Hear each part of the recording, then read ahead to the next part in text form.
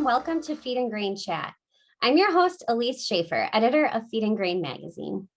This edition of Feed and Grain Chat is brought to you by Watt Global Media and feedandgrain.com.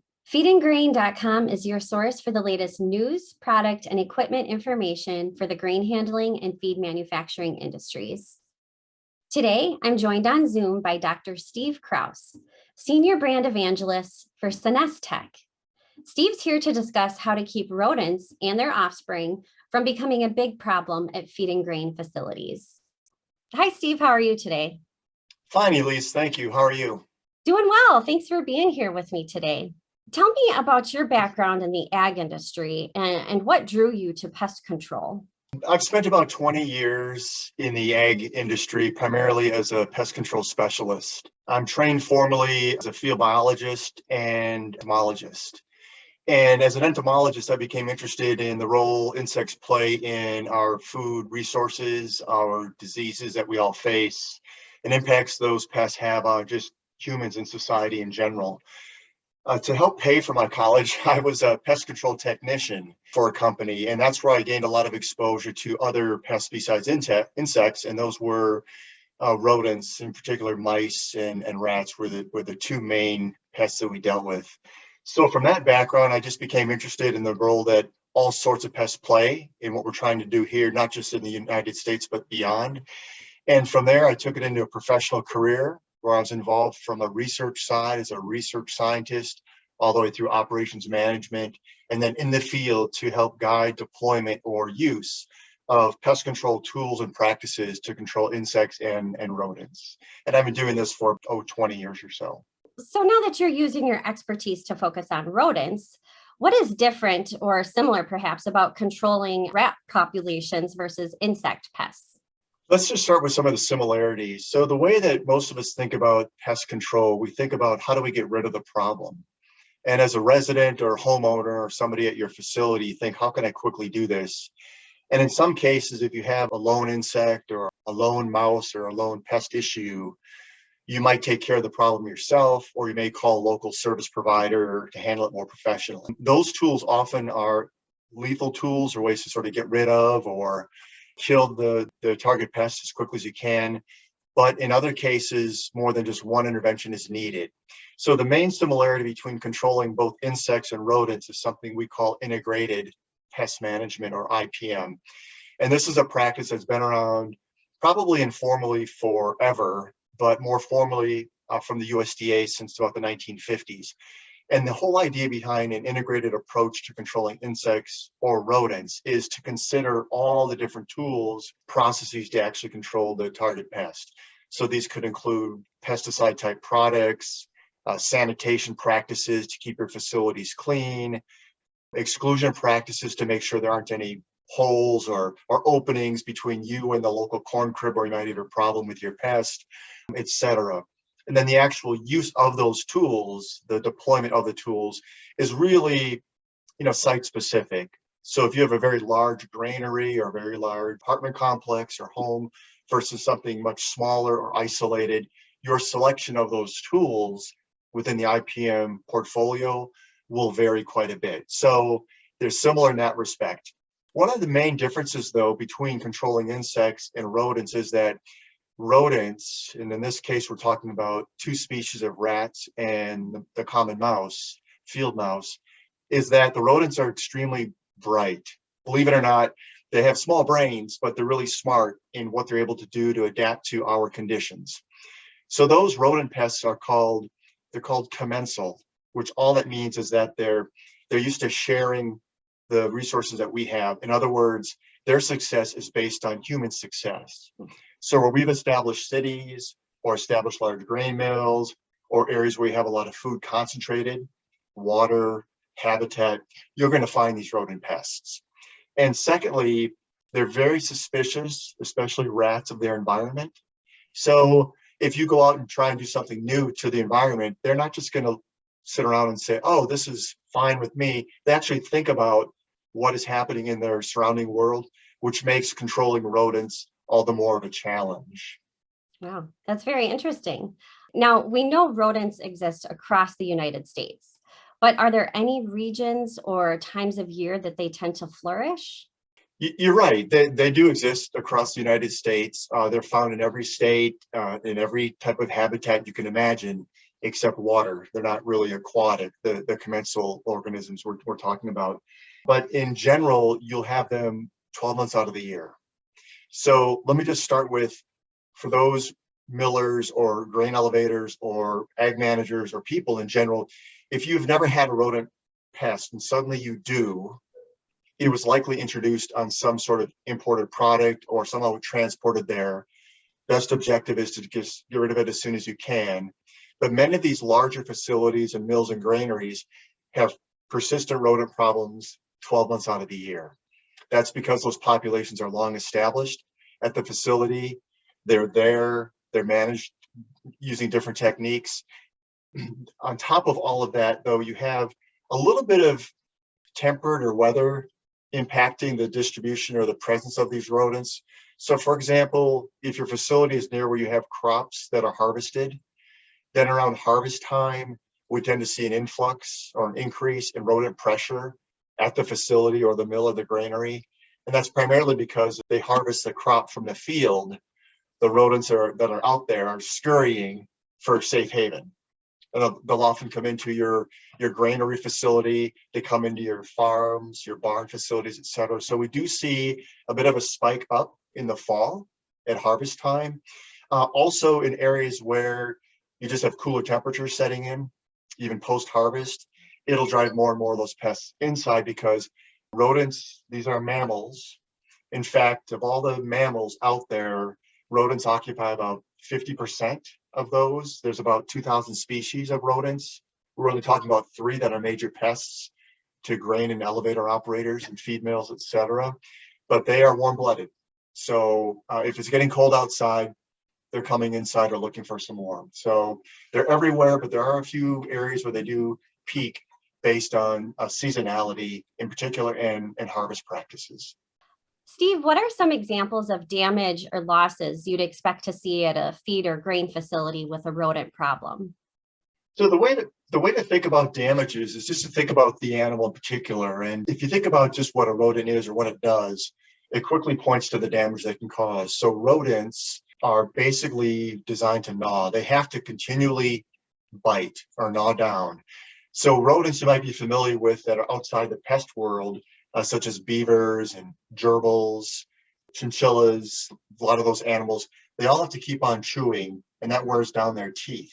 And if you think of a beaver chewing down a tree, they're doing that because they have to. And if they didn't, their incisors would keep growing and would grow into their jaw, and it would become a pretty gruesome event. But because of that, rats and mice are just gnawers by definition.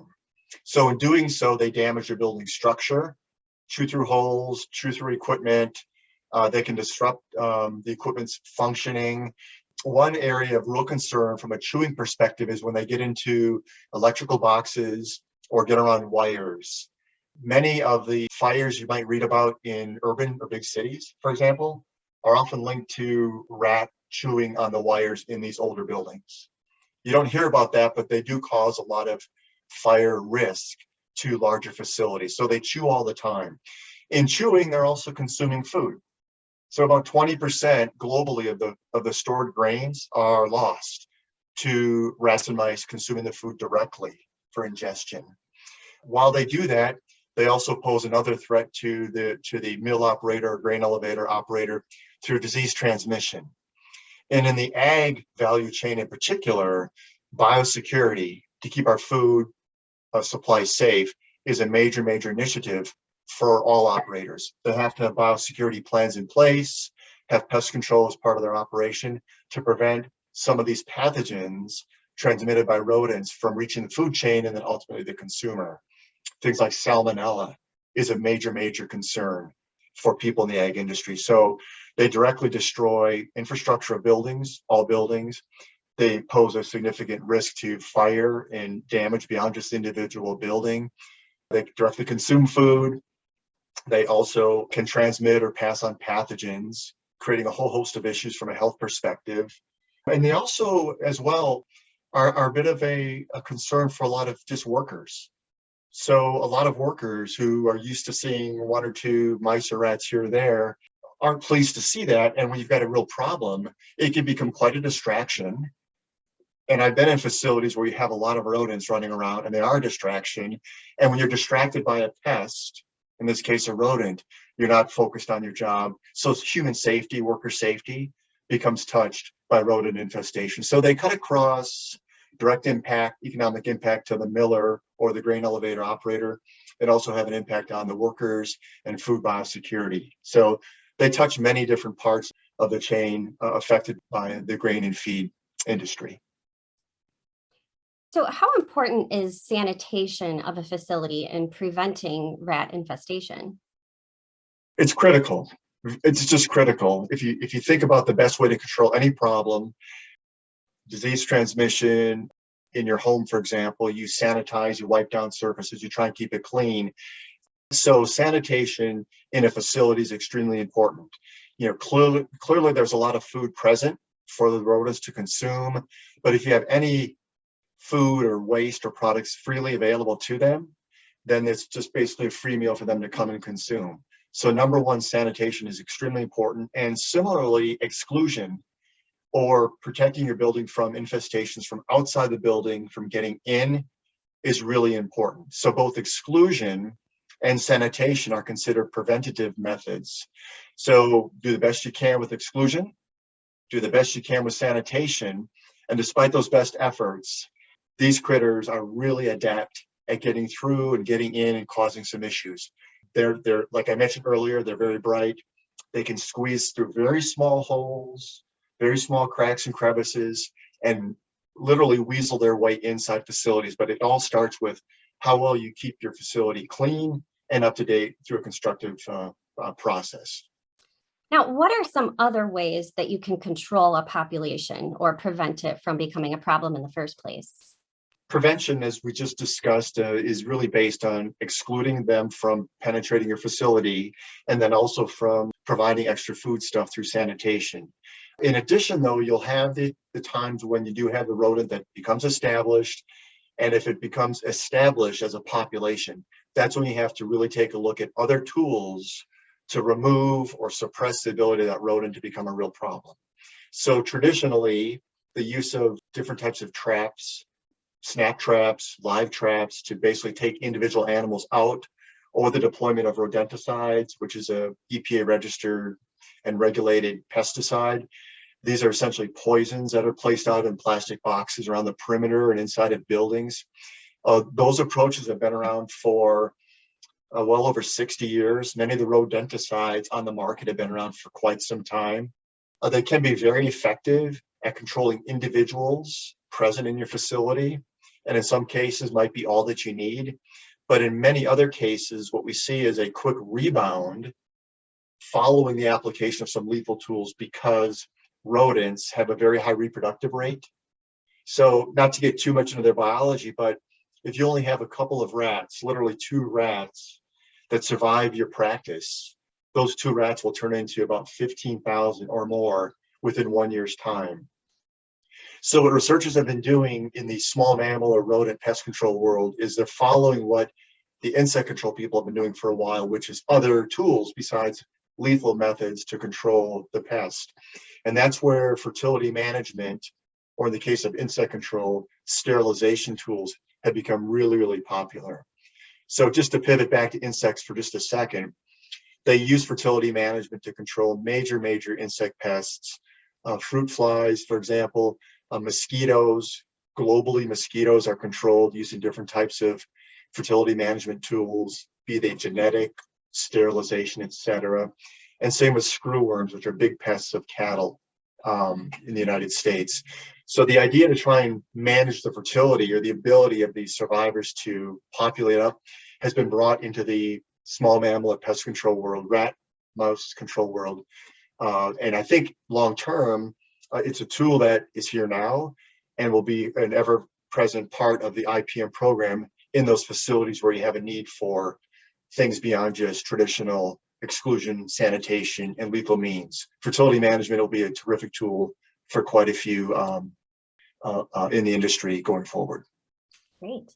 Now, you mentioned this term earlier, but can you just explain what is an integrated pest management program and the benefits of it for a grain facility? That's an excellent question. So integrated pest management, I think, has been misdefined historically, but all integrated pest management means is that you consider all your options available for your particular need. So that's step one. Now, in considering all your different options, you might only select to use one tool or one practice for control.